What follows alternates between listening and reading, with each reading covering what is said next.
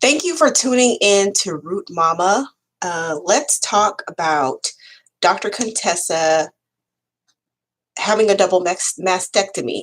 I wanted to do this video because I am in a lot of moms groups um, uh, on the internet, Facebook, and whatnot, and it's been so much conversation about this mastectomy and about her being courageous, and this is really having more Black women consider this procedure than ever before. The only other celebrity that I've known that has had a preemptive double mastectomy was Angelina Jolie. And that really didn't have a big effect on Black women. I didn't really see a lot of Black women having conversations about it, considering it, looking in their own family history to see if it's an option for them to, just open up this whole conversation about, what makes you a woman? Is it your breast? Well, no, it doesn't. So I really don't need my breast. This is the right thing to do because it's preemptive. I'm going to nip it in the bud before anything ever develops. So I think, and then I think what kind of got mixed up with this conversation is people bringing up people who they've lost due to breast cancer, who actually had breast cancer, who had tumors, went through radiation, went through chemo, several rounds of it, didn't get the mastectomy. Maybe it was recommended to them, and then they end up passing away. And so they're like, oh, well, I should have, my grandma, my aunt, my mom, my cousin, my sister, name the person, should have gotten the mastectomy because maybe they would be here today. So I want to just first separate the two issues. With the issue that I want to talk about today is I do not have breast cancer. However, I have relatives who've had breast cancer, like a maternal relative, like grandmother, mother, sister from my mother who has had breast cancer. So therefore, I'm going to have a mastectomy versus I've already been diagnosed with breast cancer. I have tumors. Is mastectomy the right way for me? So I want to put I've already been diagnosed with cancerous tumors. I want to put that to the side. I'm not going to really deal with that in this particular video. I want to deal with, I am currently tumor free, and is mastectomy the right thing for me to do? Is this courageous? Is this innovative? Is this the next wave of procedures? Is this preventative care? I want to deal with that. So if you watch Married to Medicine, Dr. Contessa is a new cast member that was just added last season. So you saw that they were kind of sort of light on her, appearances, and it kind of as the season progressed last season, she got more and more camera time. So this year it seems that she's a full-fledged cast member who they're following her storylines. They're following multiple storylines going on in her life as they are the other castmates. So she has shared that her mother died of breast cancer. Rest in peace to her. And she battled it, and she had several illnesses, and I guess just was really, really sick in her final days. So we don't really have a lot to go on. We're just the viewing public. I'm in the viewing public, just like you guys, you ladies. I don't know all of the details. It's really more like sound bites. So we don't know the extent of how long she battled cancer, what stage they found the cancer. We don't know what type of treatments did she use. Was it various types of chemotherapy? Was it various types of radiation? We don't know. So we kind of just have to try to fill in the blanks unless Dr. Contessa comes out with a book or a documentary or some other way to give us more in-depth details about exactly what was going on with her mother's care, if she even wanted to do that. So we just kind of have to assume a bunch about what happened with that case. But nonetheless, what she did disclose on the show was that her mother battled breast cancer and was very ill until the end, and she passed away very young. I want to say younger than 50, but I'm not sure how old. She may have said, I don't remember what age she said, for sure before 60, but it may have even been before 50. So her mother passed away young. So she feels that Dr. Contessa feels that she is genetically predisposed to getting breast cancer, and so not wanting to leave her children early, as she said, she opted to get a double mastectomy, which is to just completely remove the breast. The conversations that are popping up is that, generally speaking, I mean, I haven't heard anybody speak negatively about it. I feel like I'm in the minority. Most people have been applauding her, saying how courageous she is, saying how wonderful it is, saying, I wish so and so would have done it. If I have it in my family, I'd do it. I'm seeing a lot of people talk like that. So why would one do that? So, like I said, that is to hopefully prevent her likelihood of getting breast cancer. From what I understand, the genetic markers for women getting breast cancer uh, is it's only a few genes. And to my knowledge, most of the people that they have done controlled studies on have been white women. They have not been Black women. So making a decision based off of the current studies that we have, the studies that have been um, the current studies that we have, as a Black woman, we are really at a disadvantage to making a decision based off of those studies, because they're not doing the studies on Black women primarily. Also, what I can say anecdotally in reproductive health is that Black women, when we have reproductive challenges, that's breast, uterus, ovaries, vagina, our whole reproductive system, 90% or more of our problems are derived from lifestyle. So the fibroids, the tumors, cysts, endometriosis, um, polycystic ovarian syndrome, breast cancer are almost wholly attributed to lifestyle choices that we make, either voluntarily or involuntarily, ignorantly or with our own knowledge. Where we live, chemicals that we're exposed to, stress levels, racism, and things of that nature. So lots of environmental inputs that affect our health as it pertains to reproductive, and also as it pertains to breasts. When we look at, I just want to draw a brief correlation. When we look at maternal morbidity of Black women as it relates to childbirthing, when we look at infant mortality and prematurity, and infants born too early, too soon, infants not making it to their first year, when it pertains to Black women, that is almost wholly attributed to lifestyle choices, environment, not necessarily our genetics. The amount of genetic defects that African heritage children have is minimal.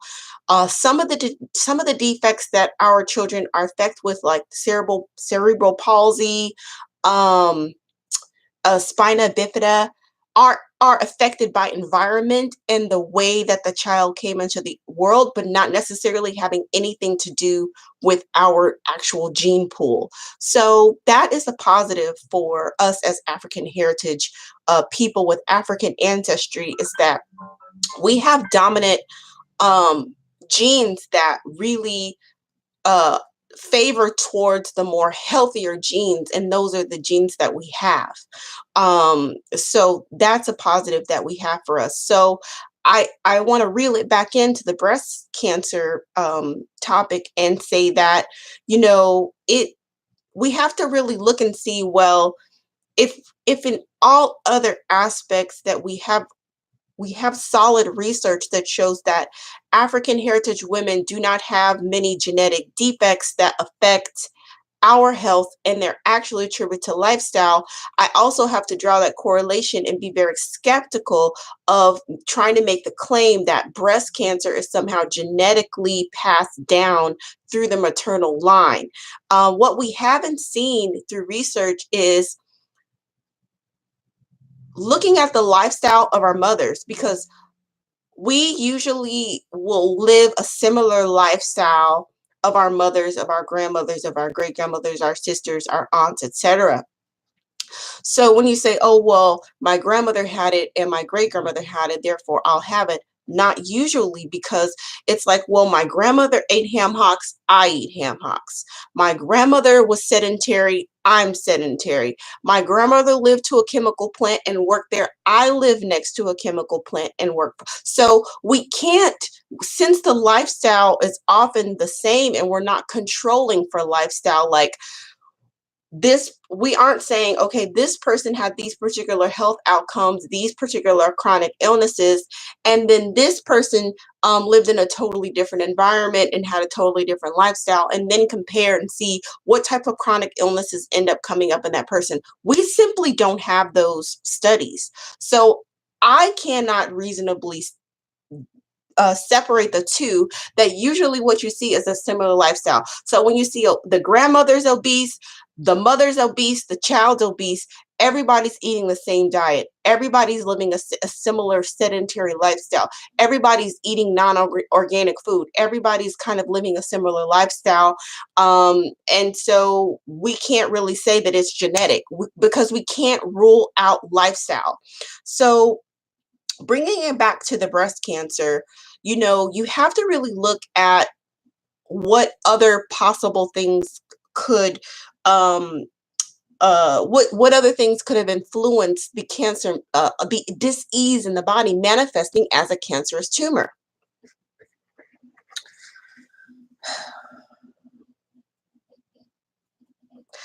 One thing I want to talk about with breast cancer in Black women is Black women are actually diagnosed with breast cancer at a lesser rate than white women. So in other words, more white women have breast cancer than Black women when you look at percentages of a white population. And then when you look at the percentage of Black population, the percentage of white women that have breast cancer, that are diagnosed with breast cancer, is higher than Black women who are diagnosed with breast cancer. So, however, when Black women are diagnosed, it's usually at a more advanced stage. The tumors tend to be much more aggressive, grow a lot faster, and the fatalities and morbidity rate among Black women diagnosed with breast cancer is astronomically higher than in the white community. Why is that? That that's a really great question. Is it something genetically wrong with us? Is there something genetically that predisposes Black women to aggressive cancers, to fast-growing tumors, to higher morbidity rates as it, mortality and morbidity rates as it relates to breast cancer? Or how do we look at and do studies and research on the lifestyle, stress, racism, environment, lack of access to healthcare, within the healthcare system, having people half-ass examine you, having being looked over, passed over, practitioners not listening to Black women, practitioners diminishing our pain levels, diminishing our feedback about our bodies, not trusting what we say about our bodies, not listening, not providing holistic care. When you factor all of that in, it kind of makes sense why when a Black woman is diagnosed with breast cancer, um, it's more likely that it's a faster growing tumor or a larger tumor or more advanced stage of the cancerous tumors that are growing in the breast because of all of the reasons that I just mentioned. You've been passed over. You went long periods of time without health care, so you couldn't get a mammogram, or you weren't educated about moving your breast. About if we look at other chronic illnesses that disproportionately plague Black women as it relates to other groups like high blood pressure, diabetes, um, obesity. What you have to understand is that illness manifests in a multitude of ways. Tumors. So if Black women have high rates of uterine fibroids, which are tumors that grow in the uterus, whatever disease that is manifesting in the body can manifest as a cyst in the breast that can become a tumor in the breast, or it can manifest as a cyst in the uterus and manifest as a tumor as a uterus. Allopathic medicine wants you to look at everything in a vacuum, everything separate, everything in a silo. It doesn't want to look at the whole body. It doesn't want to look at the whole system. It doesn't even have the capacity to see the correlation, to see the relation between the uterus and the breast and about what's growing in either tumors, cysts, disease, mucus, dysfunction, endometrium, all of that. However, when you look at from a holistic perspective, you see how it all goes together. You see it's not an issue that we can separate. So for all of the reasons that I mentioned earlier is why perhaps when Black women find tumors, or when they're found in Black women, it's in a much more advanced level than with other communities. Now, with that, a lot of that we have control over, even down to the environment. A lot of that, those factors we have control with. So when we want to talk about mitigating risk, when we talk about diminishing the risk of developing breast cancer, many of the things that I just talked about have, they have ways that we can influence and can control our risk factors to breast cancer. Lifestyle, let's talk about it. So if I can give myself as an example, right? So multiple people in my family have had uterine fibroids to the point where they've had to have hysterectomies, all kinds of reproductive challenges. And when I was 13 years old is when I really started to really look at that and say, wow, is this my fate? You know, is there something about me that's going to make this my fate? Is there something about my family history that's going to make me have diabetes, that's going to make me obese, that's going to make me have uterine fibroids, that's going to make me premenopausal? You know, is that something inherently with me? And then I started to look at my family, and I started to look at our food choices. I started to look at our stress levels. I started to look at lack of taking care of mental health. And I started to look at everything holistically. And by gosh, by golly, with changes that I started to make in my early 20s, I have avoided I've avoided the fate of so much of my family. I look at my cousins who are my same age, and I look at where they are health wise, and I look at where I am, and it's like, if I were living like that, we would look the same. If I made those food choices, if I lived my life like that, I would have that same fate. I don't really feel, and I cancel it out. It's not my genetics. It is not, I'm not genetically predisposed or genetically destined to have chronic illness, and I'm not destined to have uterine fibroids. It's something that I recognized in my family that I decided I know that if I live like such and such a way, that it's very possible that disease will manifest in my body as a uterine fibroid. So I have to get disease out of my body and not manifest it in my womb. So if I have a family member that has breast cancer on my maternal line, what I would be interested to know is to look at their life. I would want to look at their movement. I would want to look at what chemicals they put on their body, including hair chemicals, because one study that we do have, which I feel like didn't get as much fanfare as it deserves, is the link between uterine fibroids and hair straightening perms. So when we look at Black women with 2/3 of which have uterine fibroids, well, I stopped perming my hair when I was like 19 years old. So maybe that contributed to me not developing the uterine fibroids. Who knows? It's a plethora of different things that I implemented. But I think that it's also worth looking at, well, what if it's causing tumors in the uterus? Where else could it possibly be causing tumors? I'm not definitively saying that perms are linked to uterine fibroids, or excuse me, that are linked to tumors in the breast. However, I'm saying it would be interesting to explore that. It would be interesting to know what types of chemicals, what kind of other effects are those chemicals putting on the head, the perm. How else could it be possibly manifesting dis-ease in the body? Another thing that I would be interested in knowing is the other chemical products, not just even perms, but there are other products, hair gels, greases, styling mousses, and things of that nature. There's a recent study that came out that said that Black women, uh, hair products and cosmetic products geared towards Black women have a higher chemical load and has more harmful chemicals, including endocrine disruptors. Endocrine disruptors are they are chemicals that affect your hormonal system, right? So we also know that a lot of Black women end up being estrogen dominant.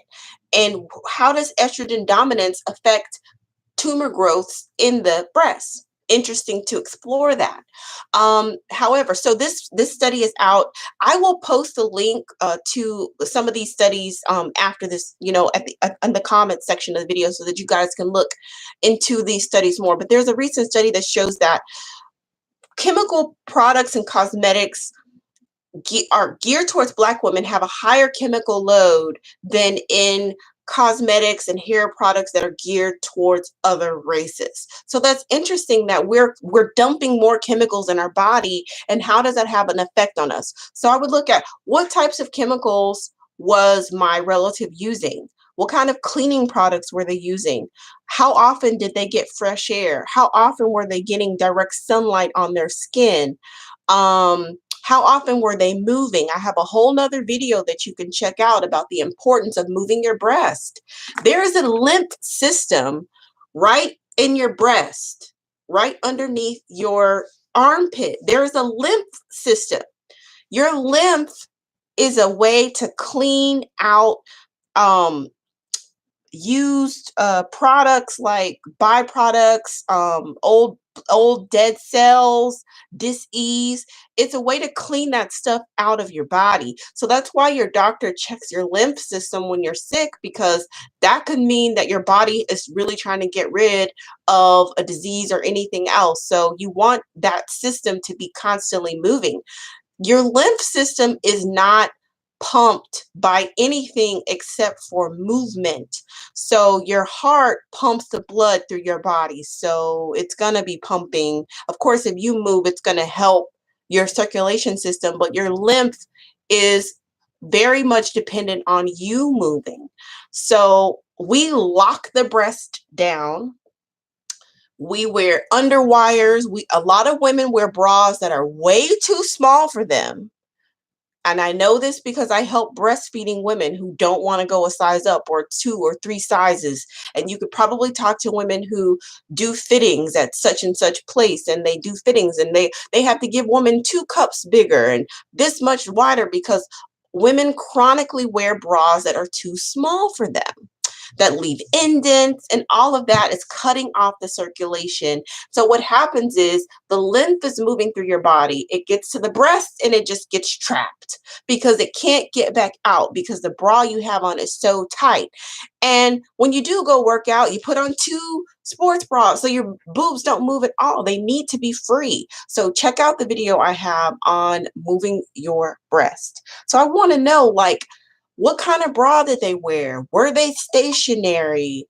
Did they, breast exams are not necessarily, in my eyes, for looking for tumors, but breast massage every day with like olive oil or coconut oil or jojoba oil or cocoa butter or something of that nature.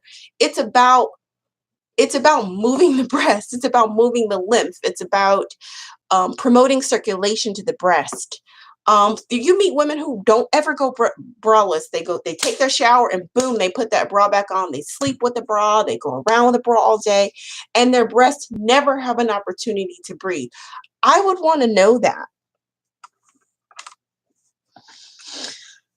So I don't really think that a mastectomy is the answer if you're concerned about family history of breast cancer. I think that I think it's drastic.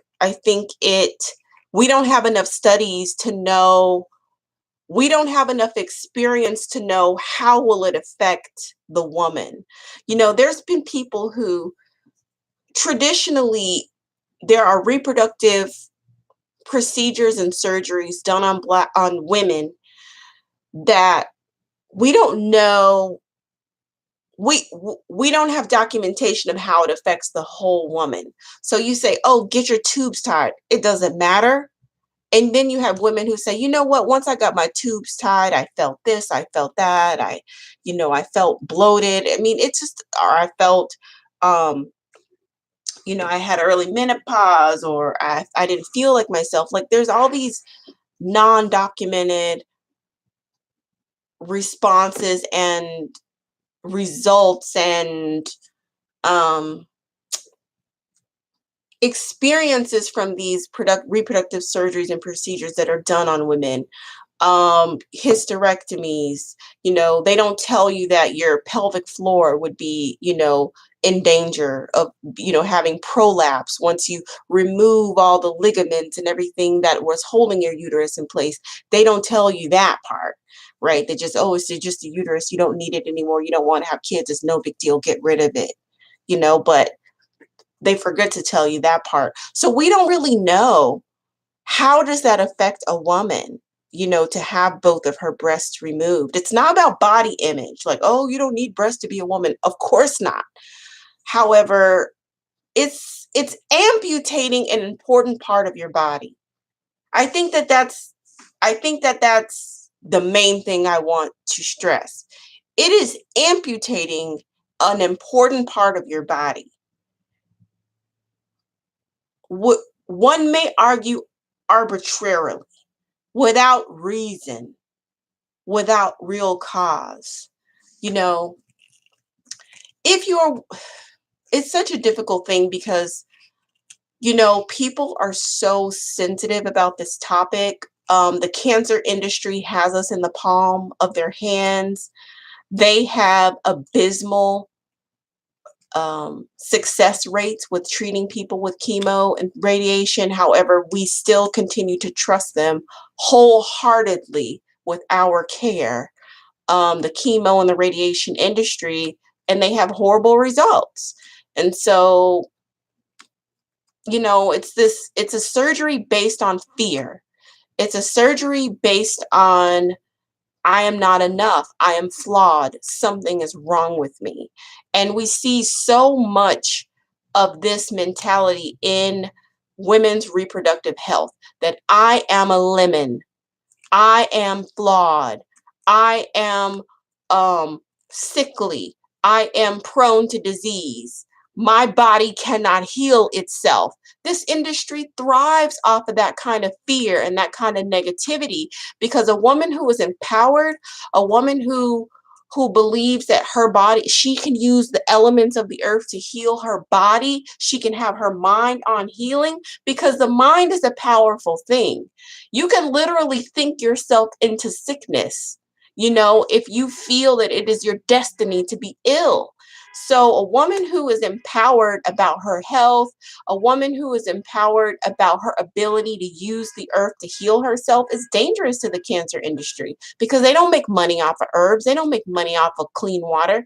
They don't make money off of exercise, and they don't make money off of green eating and gardening and essential oils, aromatherapy, massage, acupuncture, chiropractic work. They don't make money off of any of that. you know, and it's in their best. I was talking to a doctor the other day, and he said he opened up a wellness clinic, and his wellness clinic was doing so well that they were actually reducing the amount of emergency admissions into the hospital, diabetic comas, diabetic episodes, strokes, high blood pressure episodes. They were reducing this through their wellness plan. And you know what? You know who had an issue with this decreased admission into the emergency room? The chief financial officer. The chief financial officer had an issue with that, because why? They get paid more for an emergency room visit, an emergency procedure, than they do from preventative care. So what we have is we have opposing viewpoints, we have opposing agendas that are interfacing with us in the mainstream medical establishment. We have the ultimate decisions based on the patient's long-term health versus the institution's health. And there's other stuff in there too, like the doctor getting paid, litigation, da da da da da. But those two right there are opposing views. So I want to bring it back to the fact that the cancer industry thrives off of people being completely ignorant about really preventing cancer. They want us to believe that you prevent cancer by getting a mammogram. That's how you prevent breast cancer, getting a mammogram, and giving them money for research. We've been giving them money for how long for research? And you guys, and the best thing you can give us is chemo and radiation for the past 20, 30, 40 years. That's the best you got. And you guys have raised billions upon billions of dollars. Everybody's running for this cause and that cause.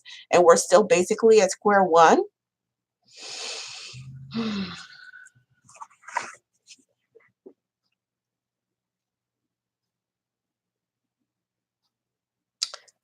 Did I want to talk about why cancer is prevalent? I don't really think I think I've kind of touched on that. I had a few little points here that I wanted to make sure that I covered, and I think I've covered everything. And I just wanted to give my ultimate opinion that I sympathize with Dr. Contessa about her decision, and I understand she's afraid. She's afraid. Every parent, I can speak for myself and say, I'm afraid of leaving my daughter too soon. I don't want to die. You know, I don't. I want to be here for her, but I also know that I can do what I can do, and the rest is in the Most High's hands. But the tools that the Most High has put on this earth, I plan to use them to heal myself. And every day I wake up and I strive to be well, mentally, physically, emotionally. I strive to be well. That is my intention. That I put forth every day. I strive to be my best self every day. I'm concerned that Black women will consider this the way to handle having breast cancer in their history, in their family history. I'm afraid. I'm concerned. I'm really concerned because it's so drastic. It's like jumping off of a cliff, but there's like so many things that you can do to prevent breast cancer that don't involve you amputating a part of your body. There are so many things that you can do. Everyday things that are completely free that you can do right now. You could take your bra off right now and shake your breasts and bounce them up and down, bounce them up and down, move around, get active, drink more water, flush out the toxins from your body. And that doesn't cost anything. Water and moving and taking off your bra. Now, there's other things when you want to start getting more expensive. You can talk about herbs. You can start talking about organic food. You can start talking about, getting professional massage. There's even lymphatic massages that you can get to help move the lymph in that area. We want to talk, we can do a whole nother video about prosthetics, like not foreign objects in the body like lap bands and breast implants um, and butt implants and all this extra stuff that people are putting in their bodies that are causing autoimmune responses. We could talk about that in another video, but, don't get that. Don't get breast implants. Don't get, fake stuff put in your body unnecessarily. Something you can do to prevent having an autoimmune response in your body. So the main thing that I want to share with Black women is that you don't have to go to this extreme to prevent breast cancer. You don't have to wait until your annual mammogram to screen for breast cancer. There are things that you can do every single day to prevent breast cancer. Look up inspiring people who have eliminated cancer from their bodies using um, using non-aggressive, non-deadly ways, because chemo and radiation kills everything, including healthy cells. And there are plenty of people who have healed cancer without chemo, without radiation, without amputating parts of their body. That's the main thing that I want to share. I don't mean to disrespect her decision. It's her body. It's her decision. She can do whatever she wants. And I also understand the sentiment, losing a parent, wanting to be there for your children, wanting to be there for your husband. I understand the motivations are completely pure. I just wish, we had more than an allopathic way to think about caring for our bodies. And if you subscribe to allopathic way of thinking, then it makes sense to slash and burn, cut and burn, which is chemo and amputation, and then, sectomies of whatever the sectomy, meaning to cut out, is. But, look at the success rate of these allopathic interventions and see, is that the percentage of success that you feel comfortable with? And then open your mind to other ways, whether you have a family history or you don't. And I don't want Black women to feel like this is the only way, that they have to do this in order to be 100% sure, because it's not 100% sure. And that's another thing that I wanted to say.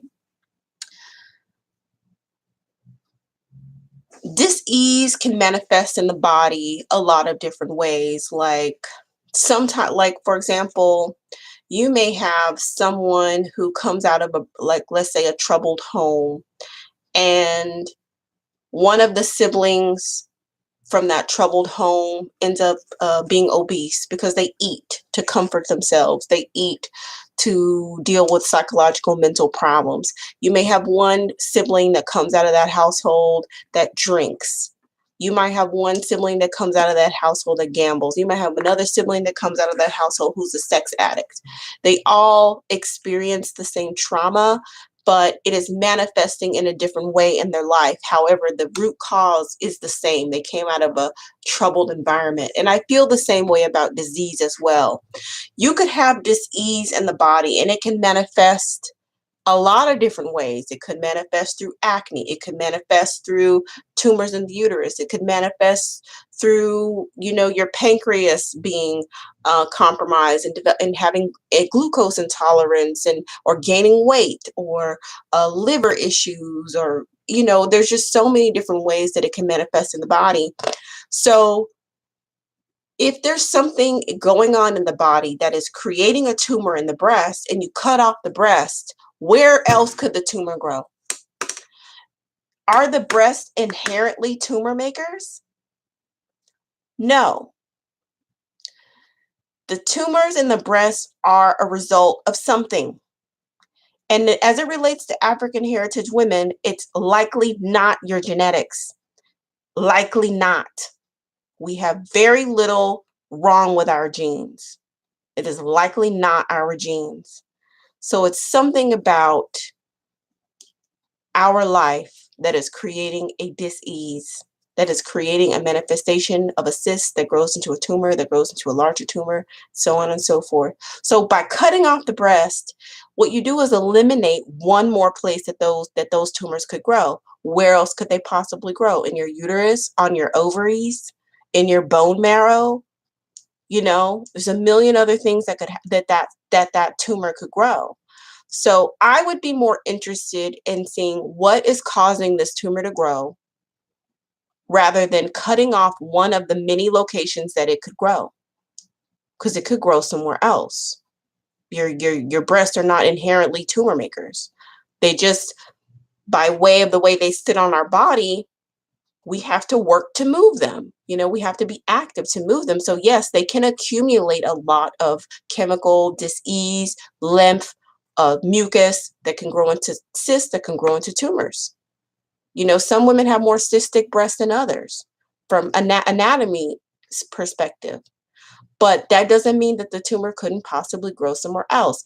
I would love to hear your thoughts and your opinions on this.